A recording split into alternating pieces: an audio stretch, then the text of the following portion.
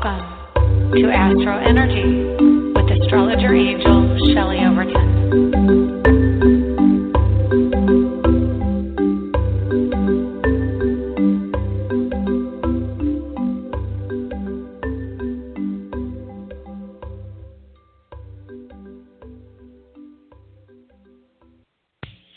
Hello and welcome to the November 8th, 2016 edition of the AstroEnergy Astrology Show. My name is Shelley Overton and I am an astrologer in Orlando, Florida. And it is an exciting day today. It's 76 degrees. Let me see here. 76 degrees. Beautiful weather. Clear, well, clear-ish. There are some clouds, but it's fairly nice, fairly crisp fall day. Something, boy, I've been waiting for so long. I can't even tell you. It's so awesome to have this day, nice and cool. So it is election day, and we've got an interesting show. I was planning the show, and, you know, I didn't really post anything that I remember. I posted on Facebook some breakdowns of what I thought and everything, but not as in-depth as I was really going to do on the show. So I decided to, instead of doing the mythology this week, we're going to pick it up again next week, I decided to do a breakdown of today's election. So to do that, well, I'll tell you briefly, and then we'll get to what's going on in the sky now, and then we'll go back to that. But I basically did and researched the filing of the FEC, or Federal Election Commission, papers with the intent to run for president. And it's not something I have really seen anywhere else. I haven't seen anybody else post a breakdown of that. Not that I have really extensively looked for other astrologers and what they've been doing with it. I have seen a number of articles come across my path, especially on some of the, like AFA, American Federation of Astrologers, and the ISAR and other societies and organizations associated with astrology. They have definitely Mountain Astrologer, the magazine. I would say if you're looking for a magazine or something to read that helps you learn astrology, Mountain Astrologer is an awesome magazine. I've been reading it since I lived in Colorado, which is where it initiated. I think it was either Boulder or Denver. I think it was Boulder that they started it. But anyway, it's an amazing magazine, and I really like the articles, and I like the style, and I like everything about it. So go check that out. But anyway, they've had breakdowns of it, and I haven't really read a lot of them. I've kind of glanced over some of them, and part of that is because when you do this for a living, you don't want to get too influenced by some of these things. Personally, I don't want to get influenced by the opinions until after the event. Then I can go back over it and see what people thought. I think probably more or less I just go and skim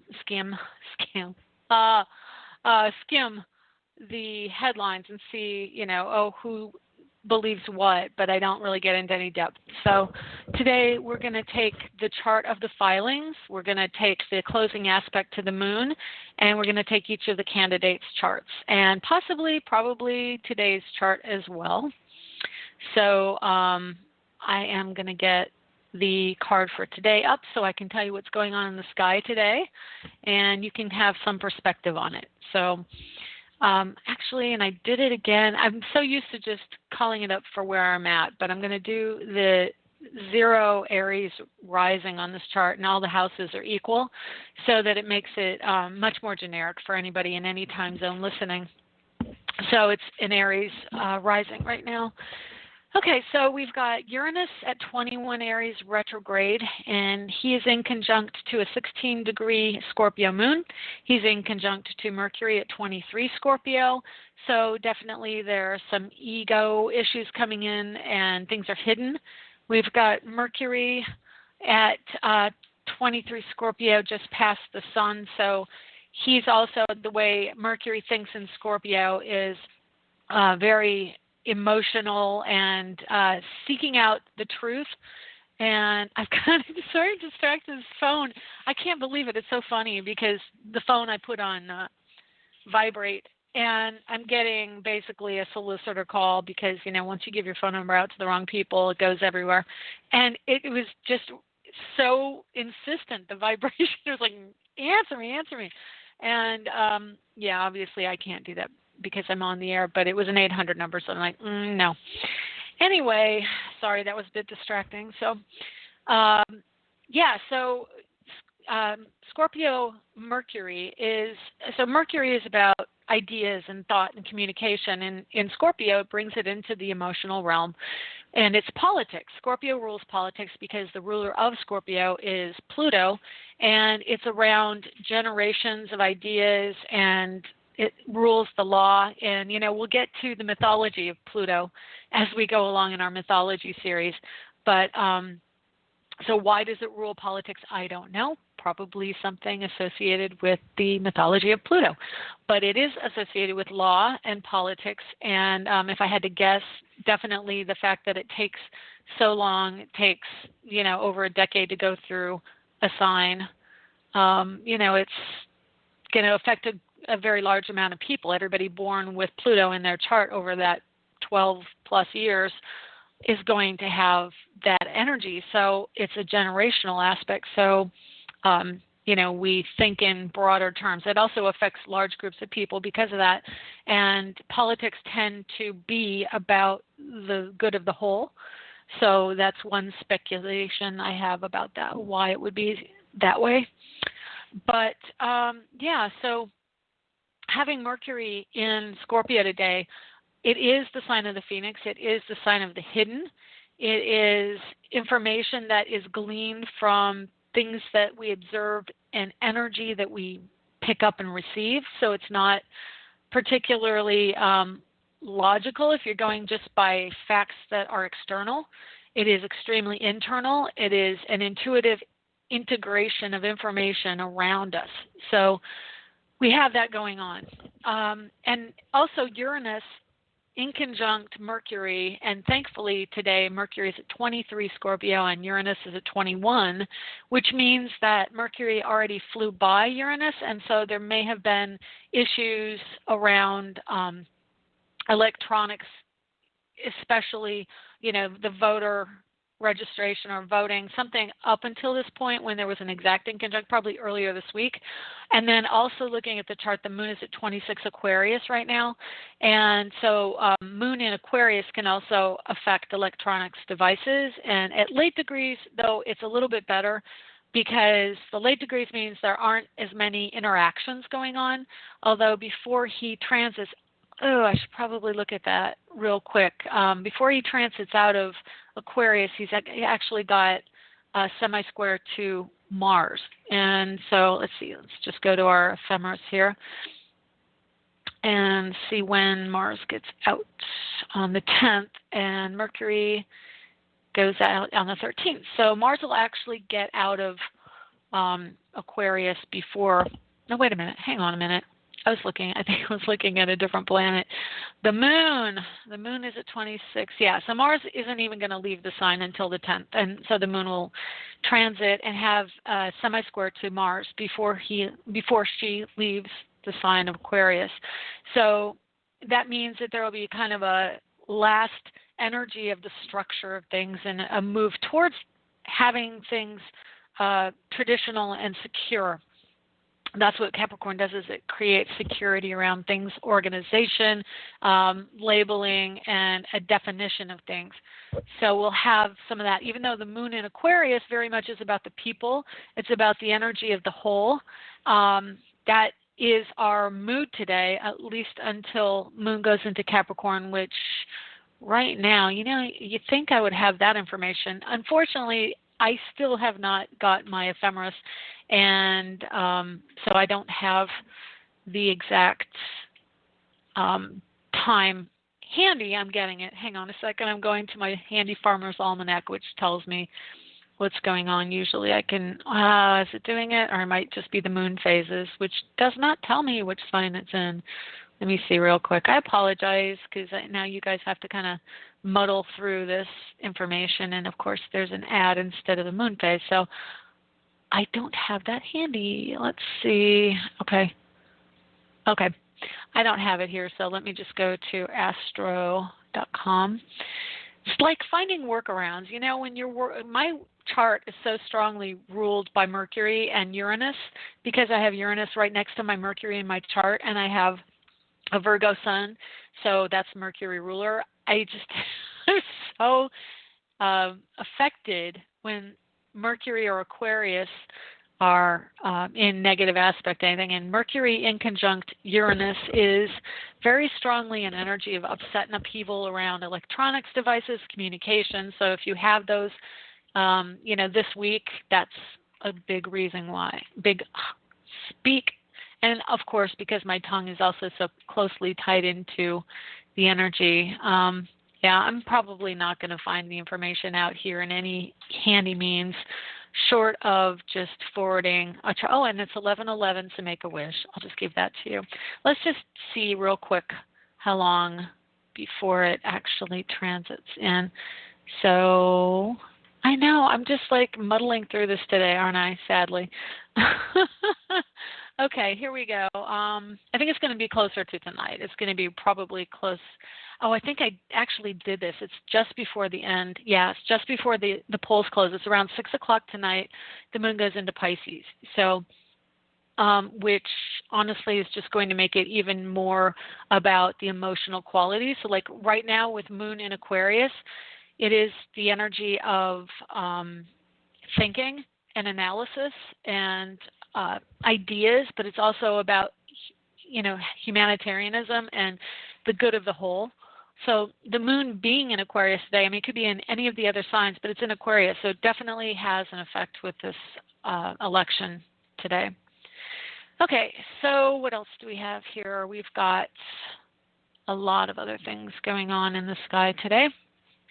We have Saturn at 15 Sagittarius, sextile to Jupiter. So that energy is around the expansion of relationships and travel and fun and enjoyment and connecting. It's about being active and doing fun things, adventurous things, things that will ultimately teach you something or expand your world. Let's see, it's also creating a structure and defining things around something that involves any of the Sagittarian influences, which, again, the housing market, running, the physicality of your body in the lower half, education, spirituality, religion, comedy is under that, musicians are under that. Horses. Horses are under Sagittarius, believe it or not. And so, we've got some strong energy in 15 degrees. So 15 is midway from the beginning to the end. So it is really an energy of owning and taking responsibility for your desires for fun, adventure, travel, and seeking of new information and change in your life. And what does that structure look like? We also have Venus at 26 degrees Sagittarius. So that means that, hang on, let me find today's, I've got actually about 6 different charts up right now on my computer. So I'm kind of running around from chart to chart. So we have Venus at, 25 degrees right now, Sagittarius. So she is at sextile to the moon right now. So right now, an overview real quick of this moment, this snapshot in time. Venus in sextile to the moon means that it's more of an energy of femininity. So if you vote before the moon goes into a new sign, it's going to be much more about the feminine energy and thinking and expanding out towards other cultures. So people who would vote before the moon goes into Pisces are going to be more concerned about foreign policy and things like that. I mean, or that may be something that's really significant to them. Also educational issues, things like that. Okay, so Pluto's at 15 Capricorn, squaring Jupiter, who's at 12 Libra. So that's, again, triggering some of the energy from when we had Uranus squaring Pluto last year. And because Jupiter is in Libra, again, expansion of relationships, expansion of cooperation, balance, humanitarian efforts towards more social aspects like helping people who are homeless, things like that. People who run out of money. It does have a money connection because we have the Venus ruler of Libra. So Jupiter really is answering to to Venus right now, who is at N degrees of Sagittarius. So they're really not in a direct hit aspect right now, but they're not really talking as much right now, but Jupiter does Jupiter is answering to Venus, which is interesting because they're in mutual reception. Venus is in Jupiter's sign, Sagittarius, and Jupiter is in Venus's sign, which is Libra. So they're kind of openly talking, even though they're not in a direct aspect by number. They are having this communication around women and foreign energies, like everything I just listed about Sagittarius, and then also Libra, which I also just listed. So that's really strong on people's minds right now. And then we have a 29-degree Mars in Capricorn. So going through the last 30 minutes of time, which of course will take until the 10th, so 2 more days, and then Mars will be out of that sign. But Mars is, so what that tells me is a lot of things are going to get done wrapping up old school issues around Capricorn with Mars at the N degrees. So by progression, Mars will be there for 2 years, and then because he's leaving that sign in 2 days, each day equals 1 year in progression. Okay, get your tongue under control. Progression astrology. That means that when you do progression, so like say you're born and you want to know what's going to happen in your 15th year of life. You go 15 days after you're born, and that date and time is going to give you another chart that will influence you in your 15th year. So by that logic, by that modality or breakdown method, Mars goes into Aquarius in 2 days. That means that this election is being decided today, and in 2 years it will shift. And so right now it is very much, in my opinion, an old school election. It is 2 people who are over 60, and so they have a certain mindset based on their generation. When Mars goes into Aquarius, which by progression is 2 years from now, we'll have a different energy coming in. It'll be much more vibrant, much more inventive. So really what this tells me is whoever ends up winning is going to have 2 different parts of their time in the White House. It will be the old school, taking care of structure, taking care of traditional bills and interactions with people in an old school manner, and then it will be 2 years of probably shift in technology. There's probably going to be a huge alteration of how business is done, even though I know that they are wired in the White House. It's going to be a whole different methodology, and it's going to be much more focused on entrepreneurship as opposed to corporations, which these first 2 years are more of corporate years, and the last 2 are going to be more local business, small business, entrepreneurship, because that's what Aquarius rules. So that's going to happen. And then Moon goes out of Aquarius, like I said, and tonight between 6 and 7, she goes into Pisces. So it'll be very dreamy. You're probably not going to be able to stay awake for the end of the election coverage because it's going to be like, wow, Moon's in Pisces, and then she's going to be coming up on a conjunction to Neptune. So it's definitely about, I'm going to go to bed and see who wins in the morning. Neptune is at 9 degrees Pisces retrograde. Neptune goes direct this month, and let me just tell you when that is. Neptune goes direct on the 20th. So we're only 12 days away from a shift, again, around oil, water, emotions, dreaminess, photography, film, vision for your life, things that maybe you've been spending more time on the detail, more disconnected, more concerned about everything that is more tangible, because Neptune retrograde acts more concerned like Virgo would, more about the details, or at least about awakening and being clear-headed. It's going to plunge back into the depths in the water, and we're going to go back to the escapist tendencies at times, and it's going to be more about the vision, though. So the beauty is, yes, we are going into kind of a time of 6 months of that escapism and not wanting to look at things, but then we're going to also have a vision and be much more connected into spirit and be open to what spirit has to tell us. And there's a trine going on between the sun. Actually, it's a wide trine, and it's moving away between the sun and Neptune. We have a square between Mars and Neptune, and so that means that there is kind of being at odds between the dreamy quality of what we wish we could do versus the physicality. And I can give you an example of that real quick before, and I haven't even gotten into the coverage of the election. I know it sounds like it, but I haven't. My daughter is in color guard, and she kind of goes back and forth. Like, she has Pisces Mercury is in Pisces in her chart, so that's more of the, the idea of how things can be, the kind of distracted, daydreamy kind of quality.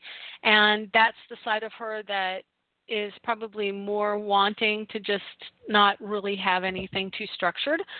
But then she has Mars in Sagittarius, and of course that's action around school and activities and things like that, which would be color guard. And she's been kind of going back and forth between, wanting to be in it and having it very regimented and restrictive, which is Saturn and Sagittarius on her Mars, and having the Mercury Pisces conjunct Neptune. So there's this kind of the square going on in her chart between those energies, and she goes back and forth. And today she's sick, so there's a little bit of opposition if you're a Virgo or have any planets in Virgo or Gemini or Sag. You've got Neptune squaring or opposing that energy.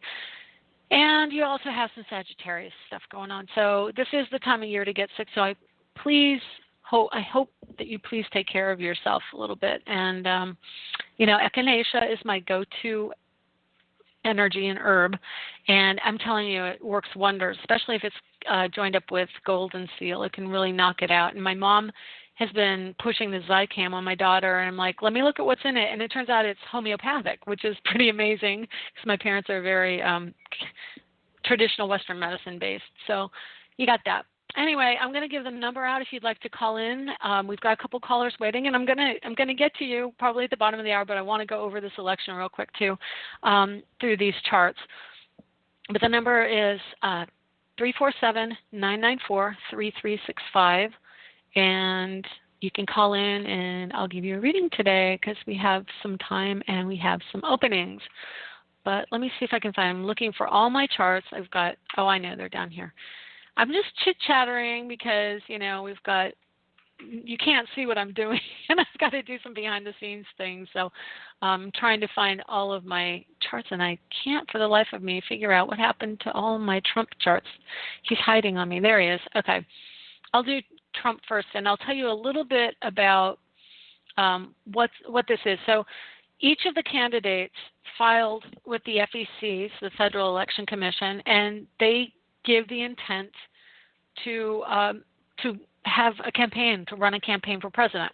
And in astrology, you are looking for a moment in time where there is intention infused in it. And as an horary astrologer, so horary or electional astrology, you take a moment in time and it becomes a birth chart. So if there's a question, the question can have a chart. And then you can find out more information about what's going on with that chart. Well, when each of the candidates put in for their intent to be running for president, that was a chart of their campaign. So what you're doing is you're looking for any information you can get through those charts as an event chart, or the chart of the person as it relates to what they're doing, which is this election.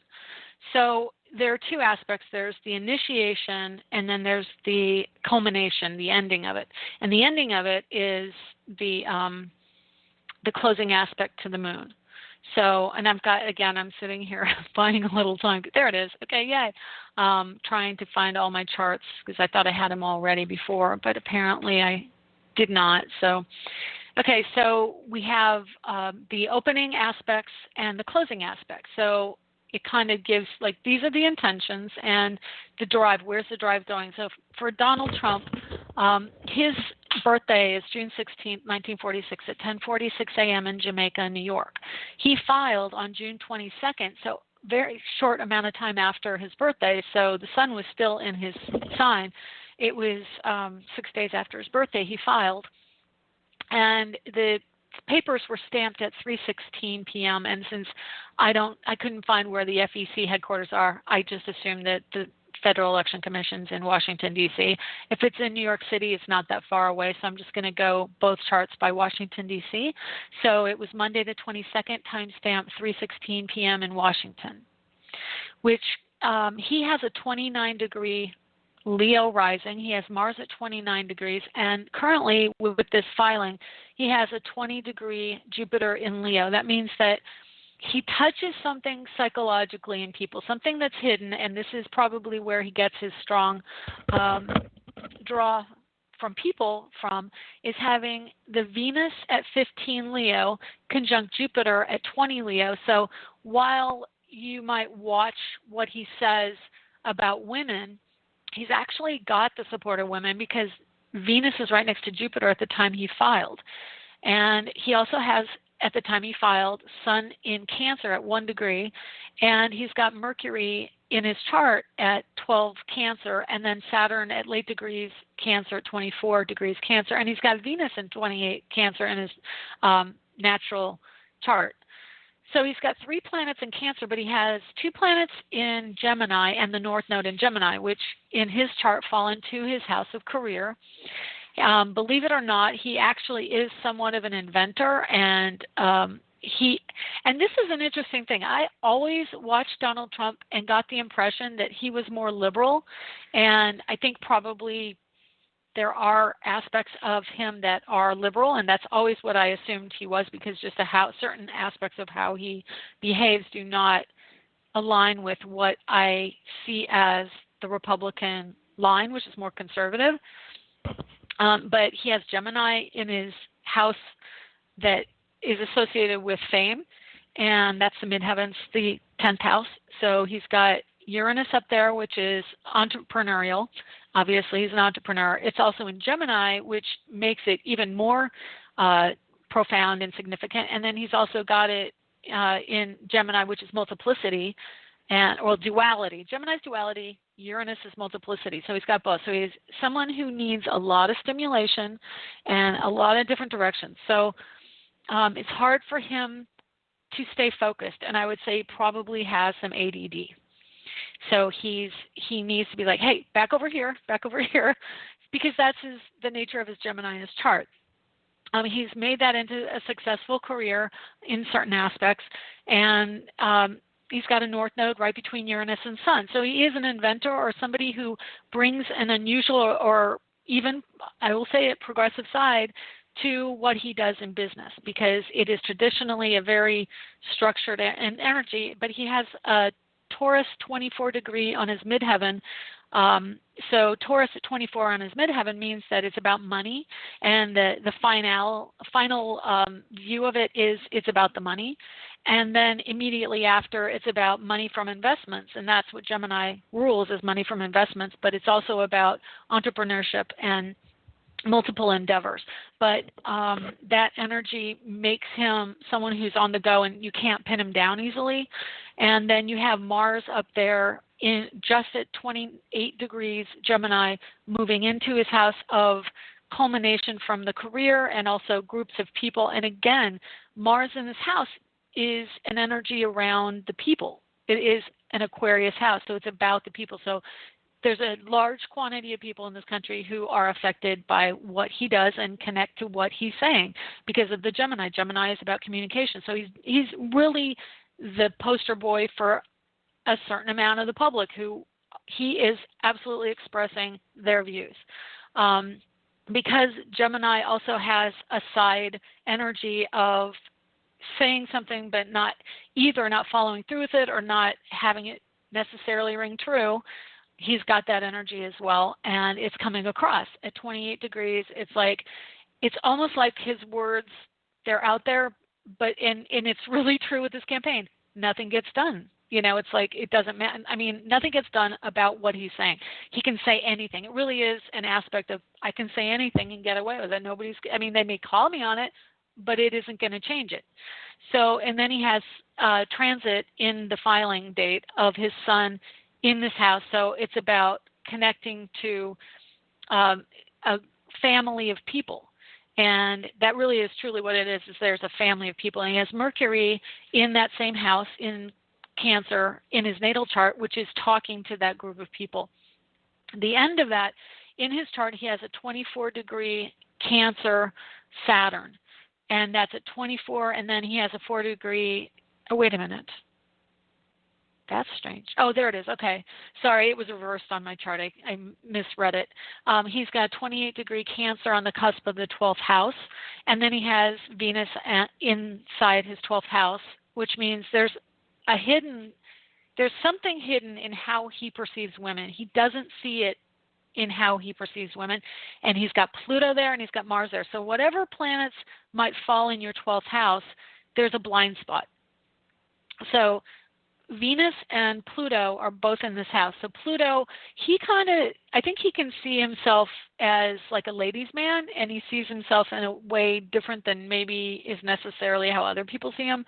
And then Venus, of course, in Cancer there, so it's a lot of mother issues. There's some definite hidden mother issues going on with Venus and Cancer, 28 in the 12th house. And then Pluto in Leo is really, he sees his father as someone who is larger than life, very dramatic, and I think he took certain aspects of his father, and I know nothing about his father other than he loaned him some money to start his businesses, but in his chart, he sees his father as a person who, in a way that touches a large amount of people because of Pluto energy. Again, it's a generational thing, so he sees his father's generation as something that he's subconsciously, maybe he doesn't even realize what his motivations are, but he's working towards culminating some story around his father and around how he expresses himself, really not even known to himself. And then Mars at 27 Leo, right just above the horizon at sunrise, or let me see, 10:46 a.m. I'm sorry, 10:46 a.m. So Mars just came up, and so it's a dawning energy, but it's also an ending energy. So if you can picture Mars coming up on the horizon at 10:46 in the morning, but yet it's racing to get back down. It's actually moving forward towards where his first house is. So he's trying to express outwardly, but at 27 degrees, he's really at the end of an energy. And then it goes into Virgo. So Mars in Leo is coming up, wanting to be seen, but yet trying to go back to the self and not able to do it because he is coming out into the world and forced to do things in a very public way while the first house is below the horizon. It is the self. It is doing something inward.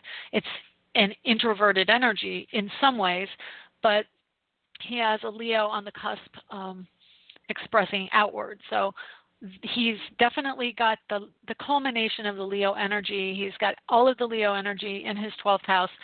So I don't think he sees himself as bombastic, which is how he comes across. And the combination of Gemini and Leo in his upper half of his chart means this is how he's presenting himself in the public eye. As far as his Saturn, which is where I look to career, look to the culmination, look to the moon also. The moon's in the first house in Virgo. So he sees himself for this event as a worker. But I think, honestly, I know it sounds wild, but I think on some level he actually sees himself as doing some good and, let's make America great again. He's trying to put himself out there to do some healing, but really the moon in the first house means he's trying to heal himself. And, as a person who's very holistic spiritually, I see, even though there are personal opinions about this situation, I see that he is driven to try and find some truth and some humility in himself, which he may not even be aware of, but it's there nevertheless. And we are all on a mission, on a path to do something. And then you have moon at 29, and the closing aspect is at 29 Virgo, so it's in the house of money, and it's about frugality. And really, honestly, this campaign, yes, he's talked about certain aspects, but really he's trying to be more penny pinching in some way. I know that sounds crazy, but his chart really shows more than what he is necessarily expressing in the public eye. The public eye, he's got all this energy of Gemini, and there's some Leo in there, but there's also Cancer. So he really is looking for security. He's kind of an insecure person looking for some security. But in the bottom half of his chart, he's got Neptune in Libra, and he's got Jupiter in Libra. And there is a need for partnering. And in business, I think he does partner in business. So he's drawn to partner up with other people to get what he needs done. He's got Chiron there as well. And so the Chiron energy is where he was wounded, and he's trying to heal that wounding. So a moon at 29 Virgo in the second house of money doesn't necessarily preclude any energy around the election, other than it's about money and the money aspect as it relates to healing and frugality. And let's see, Saturn, that's the last thing. So Saturn in his chart, and then I'll compare it to, actually, and I know I'm running a little long, I apologize, but I will get to your calls today, so don't think that I won't, because I will get to your calls. But his Saturn is in Sagittarius, the transit of when he filed, and it's in 29. So this is the thing that struck me when I was doing the analysis of these charts. The Saturn transit is at 29 degrees Scorpio when he filed. The moon on closing is at 29, or of course it's at 29, but it's at 29 at the end of the election day, which N degrees means something's already finished, something, it's pretty much, it's not going to change anything. It's not going to move or shift. It's already a fait accompli on some levels, meaning that the answer is already determined. And so when you say, hey, he's got these planets at the N degrees, and so it's kind of determined. Yes, but not completely, because we also have Hillary Clinton. So when you look at Hillary's chart, her FEC filing was April 13th at 9:03 a.m.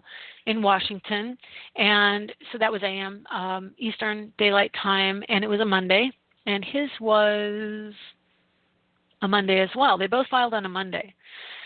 So she, according to the chart I have, and I'm just going to go by it, it's 22 degrees Scorpio, because it's at 8 a.m. Central Standard Time on October 26, 1947, but because there's such an upheaval about actually seeing what time she was born, this is a chart that has been recommended by other astrologers, and it's the one that I've pretty much gone by. I think that it's pretty accurate. And the other thing is, if it's not this, we could do a sunrise chart, and the sunrise chart's going to be just really close to that time, within an hour, and it's still going to give her a Scorpio rising for a good portion of the time. So I'm just going to go with the Scorpio rising.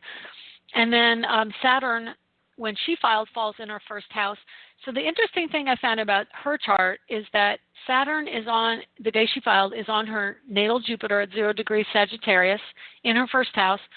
And then Jupiter in the sky the day she filed is in Leo within 2 degrees of Pluto, but also within 9 degrees of her Saturn. So Jupiter transiting is on her Saturn, and Saturn transiting is on her Jupiter. So that's a pretty significant thing. Both candidates were born in the mid to late 40s. So he was born in 46, she was born in 47. But so there's a lot of energy going on in an expansion and a change for her. She's changing. So what happened in the transit in her chart is Jupiter went through her 8th house, which is the energy of law and legalities and politics, and then it came into Sagittarius, which means it's time to move and shake. And she's kind of been in that realm most of her life, which Scorpio also rules. She has Sun in Scorpio, she has Venus in Scorpio, she's got Chiron at 12, she's got Mercury at 21 degrees Scorpio, 1 degree above the horizon, and then she's got Jupiter in the first house in Sagittarius.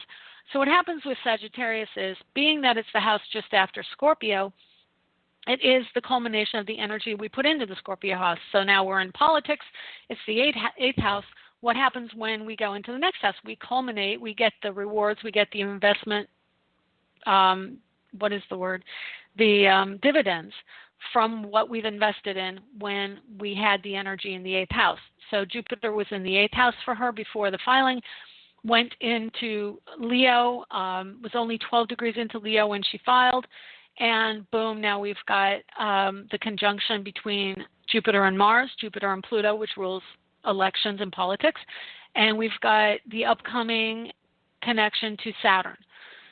So in Donald's chart, we've got, he's got Pluto at 10 degrees Leo, and Venus and Jupiter are past his Pluto, but they're within 7 degrees of his Mars. So he's taking the action, he's making the move, but he's also got those energies in his 12th house, where she has it in her 9th house. So her Jupiter is coming up on the midheaven. She's starting to get the benefit of Jupiter, which is expansion, in the spotlight. His chart shows Uranus in Aries on the filing in his 8th house. So that is the politician, that politics side, and he's kind of the unexpected candidate, and he's the accidental candidate in certain aspects, and that's Uranus and Aries in the 8th house. She's actually been through a lot of the politics and, been around for many years, and now her Jupiter's moving on from the 8th and wanting to go in, and she's learning, but she's also in for a major life change around this. And let's look at her closing aspects here, if I can find her chart in the 1,000 charts I have of this event. And then so on the closing aspect, she's got a 29-degree Saturn in Scorpio, 1 degree, not half a degree. No, I take it back. Okay, so Jupiter is at 0 degrees Sagittarius, 30 minutes. Saturn is at 29 and 26 minutes, Scorpio, retrograde. So really in some, I got chills with this too.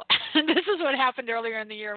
I was doing Bernie, I was doing Hillary, I was doing Trump charts in April, I believe. And I was a Bernie supporter, and I was doing all the charts really hoping Bernie would be able to pull it out. And everything pointed towards Hillary. And again, here I'm doing this. I got chills for Hillary. But what's going on is Saturn's retrograde. It's 7 degrees off of the horizon in her chart. So it's moving backwards. So it's like she's finishing off an old story that she needs to culminate in this lifetime. It's really, for her, something that she has to do, almost a destiny. And she's got the South Node at 23 Scorpio. She's got Mercury at 21 Scorpio, and both are retrograde. And I thought this is really interesting because when Obama filed, Obama's chart has a void of course moon. He filed under a void of course day, and he ended up winning, which the void of course means nothing will come from it, but yet it was in his natal chart, so he ended up using that energy and ran with it. Whereas Hillary has a retrograde South Node in Scorpio, just 6 degrees off of the retrograde Saturn transiting her chart at the time of the filing. And then the Mercury is there as well. So thoughts and past life, this is what, she knows this energy. This energy, when she filed, she's merged with this energy, so to speak. This is a complete destiny energy. It's the 12th house has 2 degree Scorpio sun, 12-degree Chiron in Scorpio, which is her wounding from a past life in the 12th house, Venus in 16 Scorpio. So she is, in some respects, the woman trying to culminate this energy and from a power and value to others, Scorpio. Mercury in Scorpio at 21. So she's got Sun, Chiron, Venus, Mercury, all in the 12th house, all in Scorpio. It's a lot of intense energy. And then coming into the first house, Scorpio rising, South Node in Scorpio, and then boom, it hits Jupiter at 0 degrees Sagittarius. So while Saturn is at a late degree, it's also in its retrograde, which is pulling away from her Jupiter. It's going to be hitting her South Node. It's going to be hitting her Mercury by path, not by actual. It will never get to those places, but it's before it goes direct. But by progression, it will be there. And the closing aspect is that it is conjunct her Jupiter, and I think that there are issues that have to be worked out, and that's kind of the point of her campaign. We have some things that we have from the past that we have to really address, like, a lot of the issues around the elections and how long people spend in office, things like that. Mars on the day, at the closing, is just into the house of politics and law, which is the 8th house. So it's the culmination of what you've been working on in a partnership, which is interesting because her partner was president. Now, Mars moved into the house of value from the partnership, and it's at 29 degrees. So it's ending again. And it's also in conjunct to Saturn at that time on the closing. And so let's see what Donald's ending aspects are with Mars. So Mars for him, 29. Also, so again, the closing is the moon at 29, but then we also have, so for her, Moon at 29 Virgo on the closing, Saturn at 29 Scorpio in the first house on the closing aspect, Mars at 29 Gemini on the closing aspect. I mean, you can look at it like nothing will come from it, but I kind of look at it as a fait accompli. I look at it like this is something that is truly destined, and when you look at it, and I also have a lot of different questions when I look at astrology, and I'm like, okay, well, what does it mean? Does it mean nothing's going to happen, or does it mean that it's going to happen because it was fated? And it can mean both. It can mean either or. It can mean that we are, and that's kind of what a full moon means too. You're at the end of a cycle, and then it's full, and it's robust, and it's a done deal.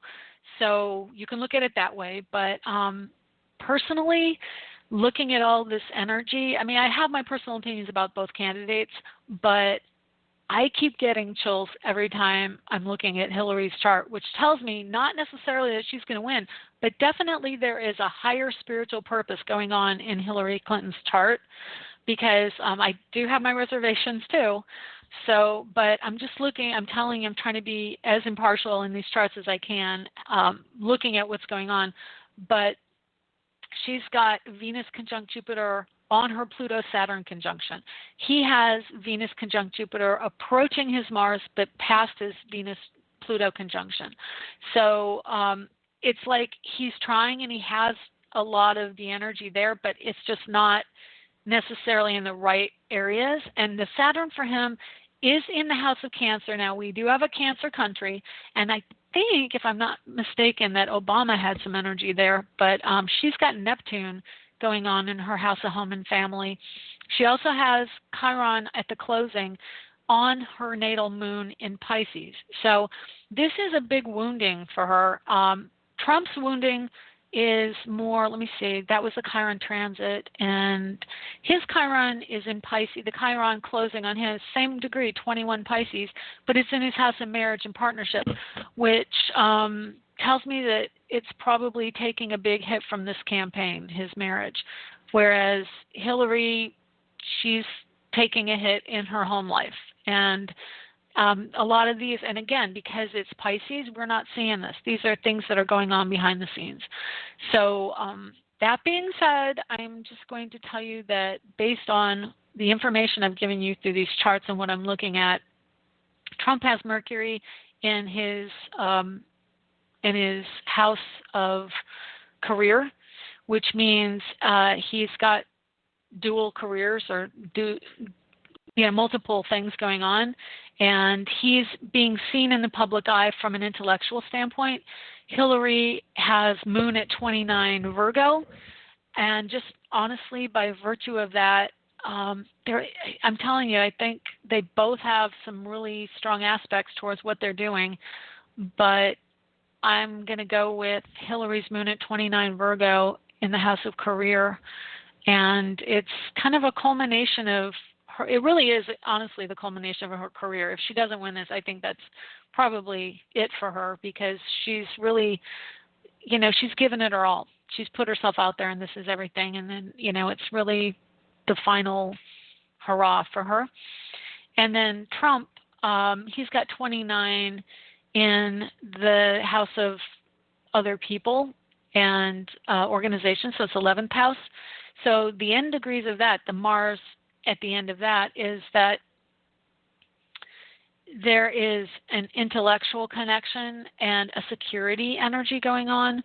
And wow, it's just, there's so much in both. And I honestly just want to say, I'm going with the energy of spirit, and that's the tingles I get, and that's Hillary.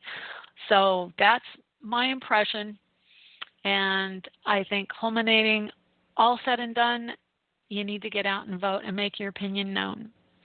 So that was quite a lengthy thing, and it actually wasn't even as much as I could have said and wanted to say. But yeah, I mean, it's really ultimately getting out and voting, and I just think she's going to do it. I just think that's really what's happening. Kind of like Obama, you know, when he did it, absolutely looking at his chart, it was like, this is a destiny.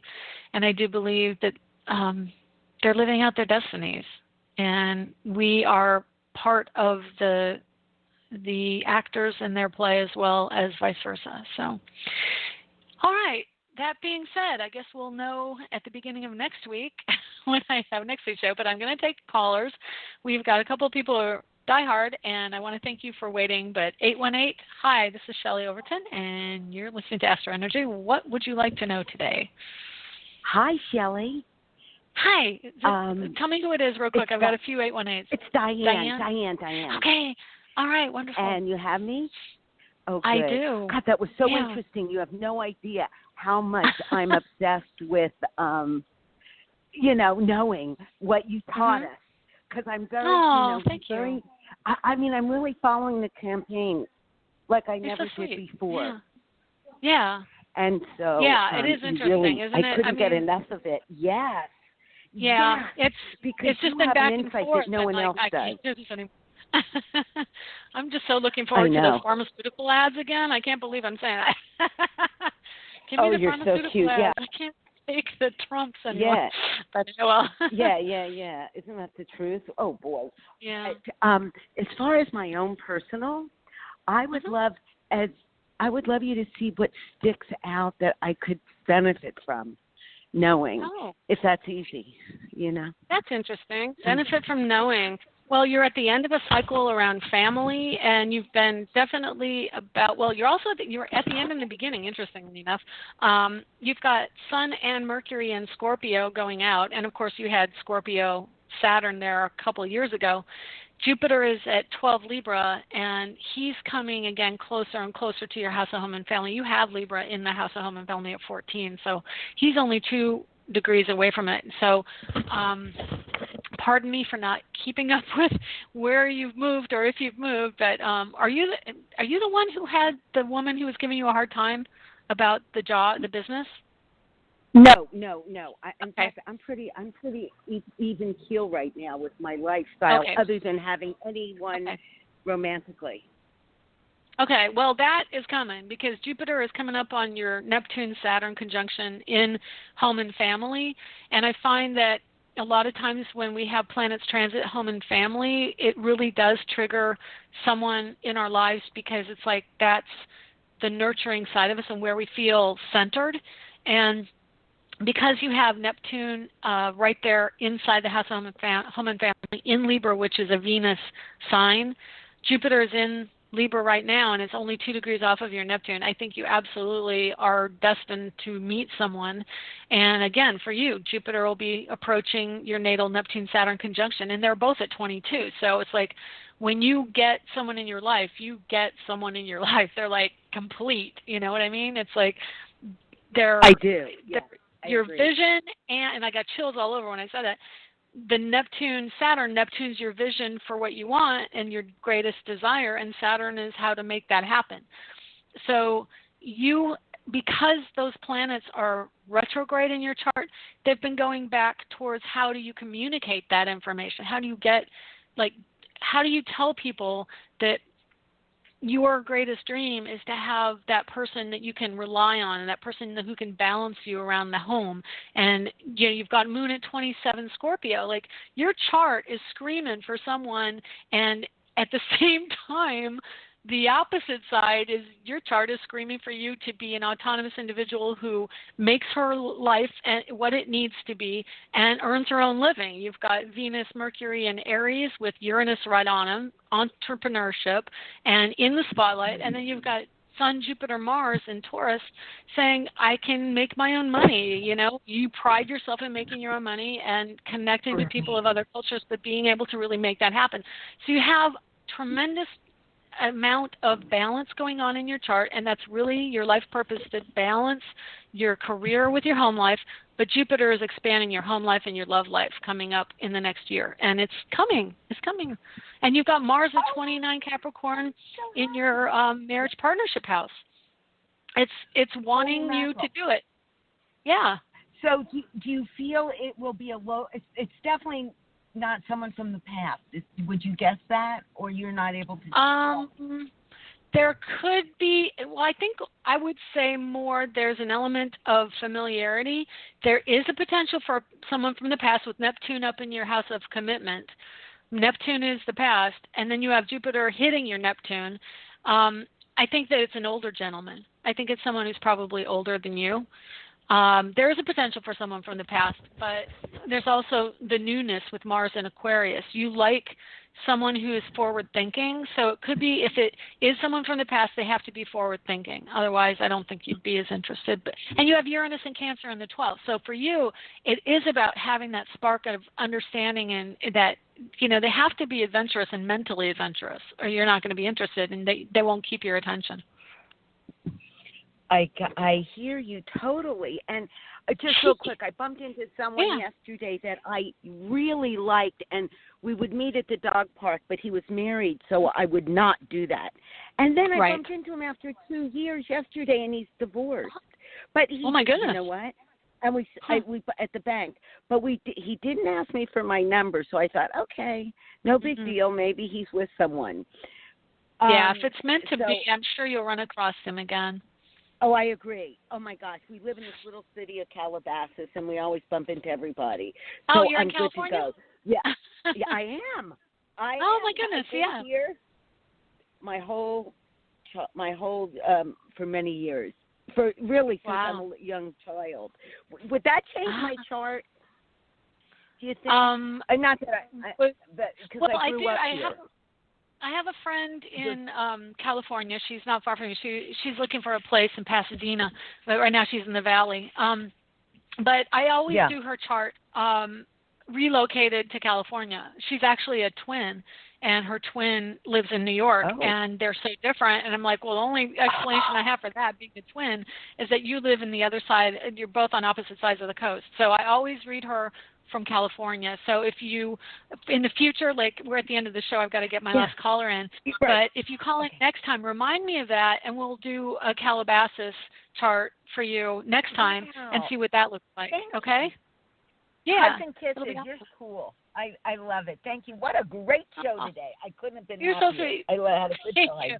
I appreciate that, because I go on, and I'm like, man, I hope people aren't tuning out because I'm talking like 45 minutes just on astrology. Oh, it was the best show. No, it was so relevant, and it was so today, and it was just dynamite. Love you so much. Thank you, I needed to do it because I just had these strong inclinations that I have to tell people what I see, and I do have a very strong sense of Hillary, but I can see in his chart why Trump is getting as much attention as he is. So, all right, Diane. Exactly, and that made me happy. Goodbye. Talk to you later. Okay, all right, take care. I'll talk to you again soon. Bye. Okay, so let's see here. Oh, gosh, there we are. Okay, I've got to get the right chart. Okay, 602. There we go. 602, hi, how are you? Who is this? Oh, Shelley, this is Elizabeth Rose. I'm sorry, say that again? This is Elizabeth Rose. Oh, hi, how are you? Oh, my gosh, it's good to talk to you. I'm home because I shouldn't be, but that's beside the point. And so I had to tune in. I was so excited about your presidential thing. That's good. Really? I think I know too. So. Yeah. But it kind of backed up what I saw. So. All Is right, that what good. you feel too? Is that what you're feeling? Yeah. Oh, okay, good. Well, what can I do for you? I want to do your February 23rd, right? Yes. Okay, great. And so, I'm getting ready to. I just handed in my notice for my job yesterday of almost 6 years. Wow. And I know this is crazy for me. So I guess that's what I'm eating. Yeah. No. So then I'm going to move back to Indiana from Arizona because my mother's been diagnosed with stage 4 bone cancer, and sorry to hear that. I feel like that I'm needed. Plus, when that's over and done with, I've always been crazy about Louisville, Kentucky. So I just want to see what you can tell me. With what you're telling me, I'm thinking that the time you gave me is your time off your birth chart, your birth certificate, 11:25. Is that accurate? What is it? 11:25 a.m. It's 10 o'clock here. No, on your birth chart. Birth date, yes. Okay, because I'm thinking, based on what you're telling me is going on in your life, I think that that's not totally accurate. I think that probably is a little bit later in the morning, but it could be. You've got Jupiter. I'm sorry, you're breaking up a little bit, so I'm not sure I heard what you said. I said it could be different. That's true. Oh, my goodness. That I was born on my dad's moon tower. Okay, well, I hear you, but I can't quite make out what you're saying, and I'm going to just tell you, I know that spirit is around because it always messes with the phones when spirit's around. So, and I know you are like a beacon for that. So I'm just gonna tell you what I see. So you have Jupiter. Jupiter is in Libra and it's on your Saturn. Saturn is the parent connection and having to go connect to that, but Jupiter is also the expansion around wanting to be on the go, and of course it rules Sagittarius, so it is action-oriented, wanting to move somewhere else. So yes, I can see that you're wanting to move. I honestly think that this chart I'm looking at is not as accurate to the time that you were born, just because I just don't see the hits for the home and family the way it should be. It's very close, but it's not exactly on. So I think that you were born probably a little later than you've got there. And Jupiter is going to be at the end degrees of your home and family, which would affect your mom, and then the Saturn, and that makes sense to what you're telling me. And usually if I hear something like that and I look at it, I'm like, it's not quite accurate. If it doesn't fit to what they're telling me is going on, I'm pretty sure that there's something off in the time you've got on your birth chart or what you've told me your birth time is. That being said, definitely it's in your chart, and I think that there's some expansion going on around relationships and marriage, or a transition around that. So we've definitely got a lot going on in your chart with connections. You've got Neptune on Jupiter in your house of career, so that is kind of more like a retirement energy. Because it's Pisces. Pisces wants to go and do its own thing, and it's on Jupiter. It's in the career, so it's expansion. It's really being able to move in the direction that you're really meant to in this lifetime. So I think that's fabulous that you're doing that. And yeah, I'm thinking, because that is a major change. The move is a major change. Your mother is a major thing, and none of those are on a cusp. And to me, if you just altered the time a little bit, all that would be hitting the nodes or the cusps of the career and the home, and it would make much more sense as a chart. So I'm just letting you know that. I think it's off a little bit. Yeah. But did you have a more specific thing you wanted to ask that before you broke up? I could hear you then. I won't be able to get my full Social Security until January. Now, saying that, what I want to do is, if I go to Louisville to live, which I've loved since a kid, that I want to work the riverboat with hypnosis with hypnosis or mediumship. Yes. You know. Yes. And do something maybe like 1 or 2 cruises a month. You know what I mean? Yeah. To give me extra money coming in, and I think that would be the fantastic thing. You know. I think it's definitely do that. You've got the travel aspect in your chart with Saturn and Sagittarius, so it's a career around movement and travel. You've got Neptune on your Jupiter, which of course Jupiter rules Sagittarius, travel, and it's in your house of career. So Neptune wants you to be near the water. Absolutely. Jupiter wants you to travel. And everything in Pisces in your house of career, North Node, Venus, Mars, everything, and Sun is saying definitely do the mediumship or the readings. And on the water is perfect. It's Pisces. What else could you do? There's nothing else you can do. You've got to be on the water doing readings.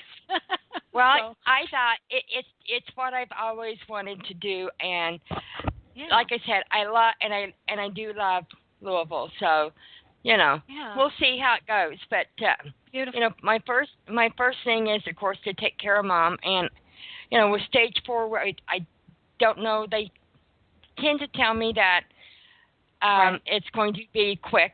I don't know what quick means, so I'm waiting to get there to go to the doctors with them and find out what he. I can ask specific questions if they aren't. So I have 2 sisters that are there, and so I just want to be. And one other question: should I buy a home? Sure. You think so? I'm gonna, just give me a second to see. I actually did a slight rectification of your chart for an hour later, which seems like a lot, but if you're going kind of by memory, it might actually be more like that. And it could be. So could very well be. Really? Okay, because see, an hour later, if you're born at 12:25 in the afternoon, Neptune's at your midheaven, which would be the shift of your career. It's also right there on your sun. And then you've got Saturn at the end degrees of your work environment, which means you're going to have a change and transition there.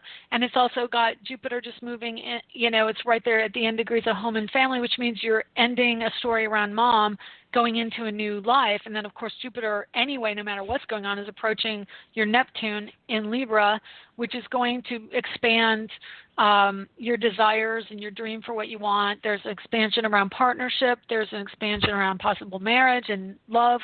And so everything makes much more sense if you're born an hour later for me. And if you're talking about the thing of it is, all I was ever told was that I was born, she thought about that time, and I was born at my dad's lunch hour. Okay, well, then you were born at 12:25. I'm just going to consider this to be the right one because it makes much more sense. Yeah, and for that you. does make sense. And that's what lunch you're hour. saying. Yeah. Yeah. So I'm just going to take that and let that be your chart because I think that's more accurate. So congratulations, you just got your chart rectified. But anyway, I don't do that often, but yeah. And that's how I do it is like, no, that doesn't make any sense because it usually makes sense. That's why astrology is logical. Yeah. Anyway. I totally agree. Yeah. But no, your chart shows that you are definitely moving into kind of, I'm going to do the rectified chart, which is, again, 12:25 in the afternoon. And that means that Saturn is going to be moving into your house of partnership, and it's around travel. It is a trigger for a move. Jupiter at the end degrees of your house of home and family would be a trigger for a move.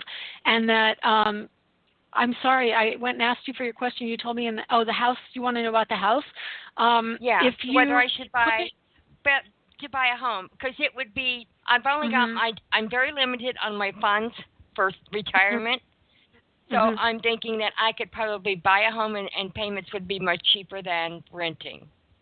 Right. Well, definitely there's that. And I think there's a strong potential to buy with Saturn and Sagittarius. My concern with it is I do think that the housing market's going to correct again when Saturn gets to Capricorn because that's where it'll hit the exact point of 2007, 2008 when Pluto went into Capricorn. And so that's coming in January of 2018. Yeah, and I totally hesitate agree. to tell people, definitely Saturn. Saturn and Sagittarius. Sagittarius rules the housing market. Saturn is saying, no, I've got to buy. So there's people who feel that. I mean, I feel it. I'm like, I really would like to own a home. But at the same time, I also know that with this energy coming, I mean, I can tell you right now, Saturn's squaring all of your Pisces, and it's going to be ultimately squaring your moon. If you wait until after January of 2018, not only, I mean, in a morbid sense, there, I don't know what kind of situation you might be in from inheritance, but that could contribute. But the other thing is that you're potentially going to have a partner coming in, and that could change how your living situation plays out as well. Well, So that's true. I want to say astrologically, yes, Saturn in Sagittarius inclines us to want to buy something. I think that I would say that you're probably going to end up being with a partner, and that would be a better situation where you're going to actually be able to afford something and you won't have to be alone doing it, even in a house. So right.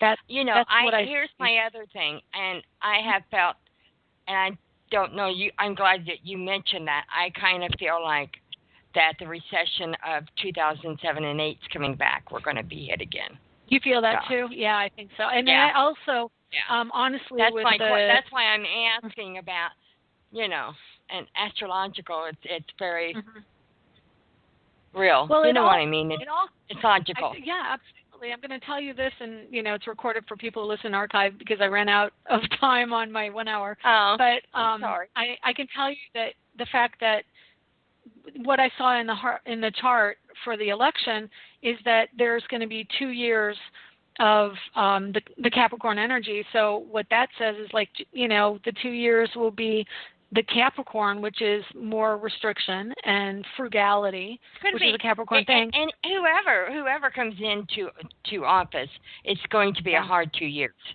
Yeah, I totally agree. And then after that, we have the energy of Aquarius, and not only that, Pluto goes into Aquarius in the early 2020s, 2023 actually. And when Pluto gets to Aquarius, we're off to a whole new way of doing business. It's not going to be about corporate America. It's going to be about what each individual contributes to society and how what their world is about. And then they're going to be doing more one-on-one kind of business. It'll be more that's the reason why, entrepreneurial. That's why I'm talking about doing the riverboat thing, and I just know that there's a market there. I know there is. Yeah. There has to be. That's awesome. That's really a fun thing. That's fabulous. Yeah. Well, I figure if I can do that, even if it's a riverboat for a while, that's okay. It gives me experience out, and then I can go and see what's out there for other cruises. Exactly. Yeah. Yeah. Well. Yeah. I think it's a positive thing for you and your chart, and I think whatever it is you do, definitely the move I think the move will bring someone into your life that you hadn't had before. Good. So it's going to be good. You're going to have I just have to get through. Yeah, I just have to get through the mama thing. You know what I mean? So figure out what's happening with mama, and whatever is happening with mama, it is supposed to be. So that's what I was trying to explain to my sister, my youngest sister, who's been taking care of mom, and I said, you don't understand, it's time for mom, Yeah, she's tired. I totally agree. Yeah, exactly. And I think it's also a time we change and alter our view of death because it isn't a complete ending. It's like people. There's more to it once you transition. Yeah, she has no concept of spirituality and what I do at all. My baby sister does. No. Okay. No. I mean, I have told her, but it's like she just refuses to speak about it, Now, my sister that's 2 years younger than me. Yeah, my sister that's 2 years younger than me now, she's very cold emotionally. She's an Aquarius. Mm-hmm. But on the other hand, she used to go to seances, and she's bought me an old deck of they're not really tarot cards, but they're like fortune cards that were French. These were French, and they were nice. Back and dated 1922 or something like that. Wow! And she bought me those and sent them to me, and you know what I mean. So I know she accepts what I do. She accepts the fact that I told her that what I'm doing. She does. Right. And so that means a lot to me, even though she's very cold emotionally, Because I've asked her with some help with some stuff here recently, and it's like, well, I don't know anything about any of that. She hasn't said anything, and I'm like, okay, just drop it. I'll take care of this my way, myself. I have to, I guess. Mm-hmm. It's okay. Yeah. I'm very capable. I'm a little upset with walking off with my job, but on the other hand, I'm not. Because they've been seriously upset with me because of my age, and I fail at work, and they just, what I mean? They're like, trying to get, they wrote me up twice and whatever. So I just took the bull by the horns and said, when my sister said, I'll come get you and do this.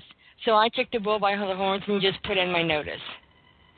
Well, your chart definitely shows that it's time for a transition and a move, and I think you're in alignment, and I know you're intuitive and know you feel it. So, you know, it's only going to get stronger because of Neptune hitting all your planets in Pisces. So I just congratulate you, and I think that it'll all work out just fine, and you're intuitive. Just go with what you know. So I just have to keep myself from accepting negativity coming towards me. I'll be good. I'll be fine. Well, it's good talking to you again. I'm sorry I've got to end the show. I think I ran over 15 minutes. I got to go. I feel, when you get a chance, I've been falling lately, and I fell yesterday, and I went to the doctor yesterday. That's why I'm not at work today. But I'm falling backwards. But I don't think, somehow or another, I think that it's probably all the stress that's been on me. I've had a plate full.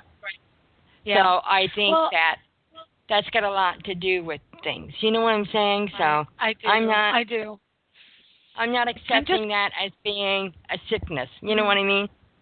Yeah, well, just be cautious. Mars at late degrees Capricorn can mean bones, and, you know, you just want to be cautious around your bones and, you know, taking your time so you don't break any. I was like yesterday going, you know, oh my God, and I told doctor yesterday, I said, well, I knew I didn't break anything because the way I got up and I could stand up and it didn't, you know, terrorize me, and I said, so I knew I hadn't broken anything. He said, I don't think you broke anything either.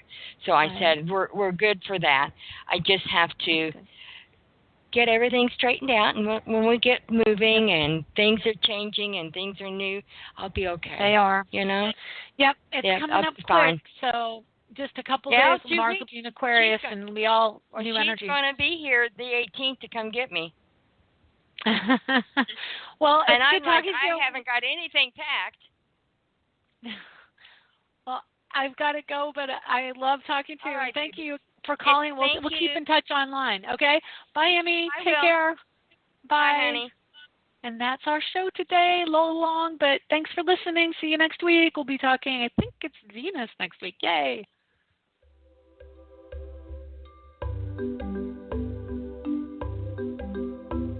Thanks for stopping by AstroEnergy this week. If you would like to get a hold of Shelley Overton, you can get her at astrologerangel.com, on Facebook at AstroEnergy or Astrologer Angel. The music was provided by Kevin MacLeod at incompetech.com with additional music by Ironwood Rain. Check them out on the net at ironwoodrain.com.